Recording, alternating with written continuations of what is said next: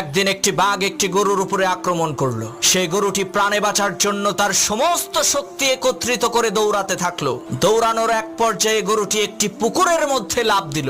ঘটনাক্রমে সেই পুকুরের মধ্যে কোনো পানি ছিল না, শুধু ছিল কাদা। এদিকে গরুর পেছন পেছন বাঘটিও সেই পুকুরের মধ্যে ঝাঁপ দিল। এতে করে গরু এবং বাঘ দুইজনেই পুকুরের কাদার মধ্যে গলা পর্যন্ত আটকে গেল। তখন বাঘ রাগান্বিত কণ্ঠে গরুকে বলে উঠলো, ওই হারামজাদা, তুই আর লাফ দেওয়ার জায়গা পাইলি না?